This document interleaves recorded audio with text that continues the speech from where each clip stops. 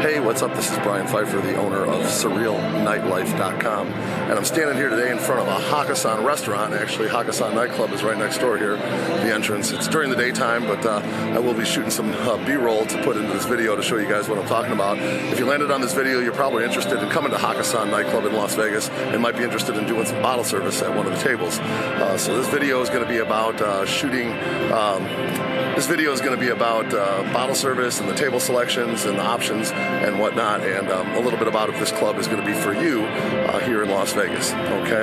Now, just a little history. I used to be one of the promotion managers here at Hakkasan. I actually helped open this place. The reason I'm even in Vegas is because of Hakkasan. When this place opened up, I was one of the people that was kind of recruited to bring some of the other cities' top people to Nevada here, and I was a big promoter in Chicago, and I was moved out here partially by the Hakkasan Grid. So I started working for Hakkasan nightclub when it opened. I was part of the opening team. I was in all the opening meetings when the place was being built, and actually helped open this place for the first year and a half or so that it was open, and then I went off and started my own company. So my company, by the way, is Surreal LLC. We're a licensed independent hosting company by the Nevada Gaming Commission, so we legally can do business at all the nightclubs, pools, gentlemen's clubs, and all activities here in Las Vegas. So that's my history. So I do know a lot about this place, considering I was part of the opening team, and definitely excited to talk to you guys here about the venue. It's still rocking after all these years. It is getting a little bit older. I think Hakkasan's now, at the time of shooting, almost to 9 years. There was a year off due to the Surveillance sickness, basically, but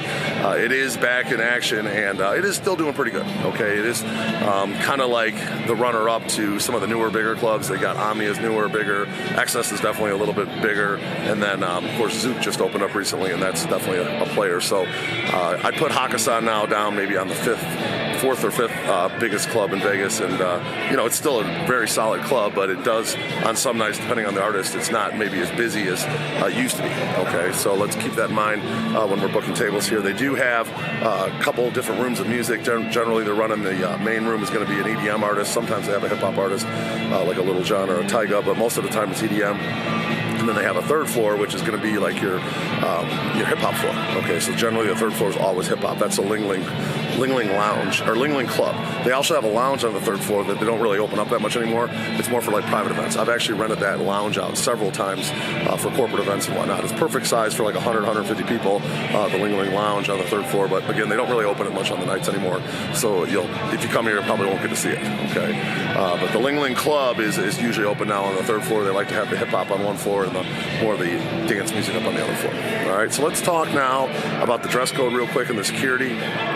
The security's gotten a little bit looser here, actually, at some of the venues. Now that Tao Group is kind of taking it over, you have to pass by this wand, this big, tall metal thing. It's just a detector of some sort, and if it stays green, you walk right in. If it goes red, then they do a little more search with a wand or whatnot. So it's actually pretty easy to get into these clubs now. It's not like it used to be where they really pat you down here at the clubs and go through your pockets. That's kind of days in the past now. So that's kind of cool when it comes to the nightclubs. Pools are still a little bit more strict. The dress code here, guys, it's an upscale club. No athletic gear, no baggy clothes. I don't believe they allow Jordans here. No hats. Wear a nice shirt. A V-neck's okay. No just like plain t-shirts. You want to wear something nice, upscale. Generally like a button-down or a collared shirt is good. And then jeans are fine. Just don't wear a bunch of ripped, terrible-looking jeans. No baggy stuff. You want to wear like dress pants or nice jeans. Okay, dress shoes. You can get away with like the Yeezys or your Vans these days, but make sure you wear some nice shoes too. No like shoes that you wear to the gym to go work out in. That's not going to work, okay? No work boots, nothing like that. All right, so let's get into the table sections here. All right, so you got basically the main room is going to be where the main DJ plays. So if it's, say, Party Favor was here last night, and then there was, I think, Loud Luxury's here tonight. Okay, so that's where the main DJ is going to play. That's on the fourth floor. All right, so let's talk about the fourth floor tables. And of course, you got your DJ booth in the center, and then to the right and the left of the DJ booth, there's your stage tables. Okay, there's 4 of those. There's stage 1, 2, 3, and 4, and those are pretty good tables, good for 15 or 20 people, and they're actually pretty darn nice. You get to stand up. They're elevated. You get to be close to the DJ. A lot of people really like those. Then you got your dance floor tables. I believe there's 5 on the right and 5 on the left. It's a big horseshoe. Okay, and the dance floor tables here are very big and nice. Definitely a good experience if you get one of those dance floor tables. They did, by the way, put in a nice new lighting system with the LEDs and stuff on the ceiling. It's actually way better than it used to be, so that's kind of the new attraction here. Hakkasan has only been installed about a year or so, year and a half, and it's really legit. So you get a good show from the dance floor tables, and then even the upper dance floor tables, the ones behind them, there's another 10 tables, big roomy tables. Those are considered like your prime tables. So you got your dance floor and your upper dance floor, and then the four in the middle, those are kind of considered like your owner's tables. Okay, those are a little bit more expensive typically, and they're very nice. Right in the center of the action, you can see everything really good. All right, so now on the main floor, if you're looking at the DJ on the left side, you got a row of tables. You're considered like your third row. 31 and 32 are like your bigger horseshoe type tables.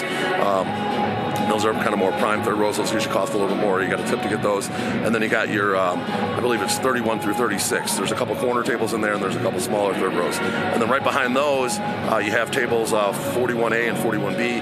That's going to be like your fourth row. And then there's a couple tables I like to call the penalty box. That's, I believe, 43A and B. And those are kind of like in the wall. But those actually can be pretty good tables because there's a lot of foot traffic there on the way to the bathroom from the main floor. So you can actually meet some guys or girls if that's what you're looking for. There's a lot of traffic right there, so it's easy to kind of rope some people in and bring them to your table. So those are pretty cool. Then on the other side, if you're looking at the DJ on the right, there really isn't like a third row in the main room that goes into what's called the Pavilion room. Okay, so the fourth floor has another whole room off to the right called the Pavilion. Now, some nights they have it open, some nights they don't. Last night I was here, it wasn't open, but if they're busy enough, they'll have it open. And then the front row of the Pavilion is almost like equivalent to like your third row. Now, the only issue with that is there's like this ramp for, handicap accessible kind of in between the first, the second row tables, the upper dance floors, and the first row of the Pavilion. So there's a little bit of more space than there is on like the third rows on the other side. Okay, so you got to kind of deal with that. But the tables are roomy and they're big, and you got a nice view from there. And then behind that, there's like a bunch of Pavilion tables. There's some that don't have a view whatsoever, that you literally are looking at a wall, so you can't see the DJ. So if you don't really care about the DJ and you just want to get an inexpensive table in the Pavilion with the same music as the main room, then those might be one of your tables for you. But then there's more like cabana-style tables around the outside of the Pavilion, and then there's several small and large tables scattered throughout the Pavilion. Now, there's actually a setup in the middle of the Pavilion to have like a DJ, and in all my years of dealing with this place, Hakkasan, I don't think I've only seen them put a DJ in that room one time. Okay, so they don't really use that room often. If they're going to do hip hop or a different kind of music, they'll usually do it on the third floor, and they'll just close the Pavilion. Okay, the Pavilion's typically only open if they're busy enough, and it's overflow for the main room. Okay, and then let's go to the fifth floor. Okay, the fifth floor is going to be where the mezzanine tables are. So you have three tables in the center that are a little more prime, called the center mezzanine tables. A little bit of an upcharge for those, or you have to tip. And then on the right and the left, there's some mezzanine tables. The ones on the, if you're looking at the DJ on the left, are closer to the bar upstairs, and those would be considered more prime because there's a little more foot traffic over there. Where the ones on the right, there's not really much traffic over there. There's kind of a walkway down to the Pavilion, but there's the sound and lighting guy on the right-hand side, so there's not much action there. Now, there is 4 skyboxes upstairs on the mezzanine, 2 on the right, 2 at the left. 2 on the right are past the sound guy, and they don't use them that often anymore. And then the 2 on the left are on the other side near the bar. But those are roomy. They're big. There's a lot of space. You can have like 20 or 30 people up in those skyboxes. The biggest problem is they're like off in the corner on both sides, and there's like almost 0 foot traffic up there. And the view is not that good from up there. You're kind of like facing the club from the other direction. You really can't see the DJ all that well, if you can see the DJ at all from there. Okay, so that's kind of like advantages and disadvantages of the skyboxes. They're big, roomy, but the view's kind of subpar. Okay, so that kind of completes the 5th floor mezzanine. Let's go down, like we're going down to the 3rd floor here, and that's going to be where your Ling lounges, like I said, which doesn't really get used that much. If you got a corporate event or something you're interested in that, let me know. I can get you guys probably a pretty nice price for a corporate event, like all you can drink and catered and whatnot. They do have a kitchen obviously here, because I'm standing here in front of Hakkasan restaurant, and they can bring food up for the catering and whatnot from the restaurant. So that's always an advantage here if you're going to book a corporate event of some sort. Now, the main thing we're going to talk about here is the Ling Club on the 3rd floor. Okay, the Ling Club on the 3rd floor is, in my opinion, one of the coolest designs of a floor that I've seen. It's a big rectangle, okay? And I've always wanted to take this design of that club and put it into another city. Like Chicago's clubs, for example, have pretty much they're all like the rectangle lots in Chicago that the clubs are on. So they have to, work within that space. And I love the design of the Ling Club here. We could take that and put that into a club in Chicago, I think, that design, and it would absolutely crush. Because just the way it's set up, it's like perfect rectangle, and it's a really nice setup. So when we walk in, you're basically walking into the center of the room. And right in the center of the club is kind of your DJ, and right in front of the DJ is a dance floor. It's a smaller dance floor, but you got dance floor tables to the right of the DJ, to the left of the DJ, and then you got some other dance floor tables on the other side of the dance floor. Okay, so there's a lot of dance floor tables. I want to say there's like 3 on the right, 3 on the left, and maybe another 6 or 7 across the back, maybe 8 across the back. So a lot of dance floor tables. The place gets packed. The DJ knows how to work the crowd. There's pretty cool LEDs. I remember when I was first starting here, the first night we started letting people into the place, they were still putting up the LEDs while people were coming into the club. So I'll never forget that particular night. It was pretty funny.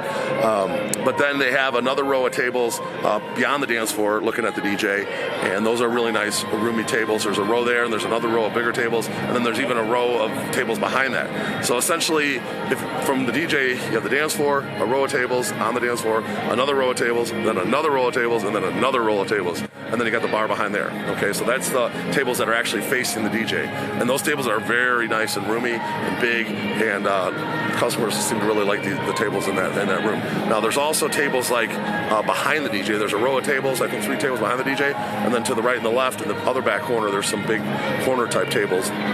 And then there's another bar behind the DJ. So it's just like a perfect rectangle. The layout, you can go down below to the link and click on the 3D map, and you can really see how it's laid out. But I would love to take that club and put it into a city like Chicago and just see how it does. I think it would just crush. It's just such a cool design, and nobody's taken that idea, as far as I know, and put that club into a city.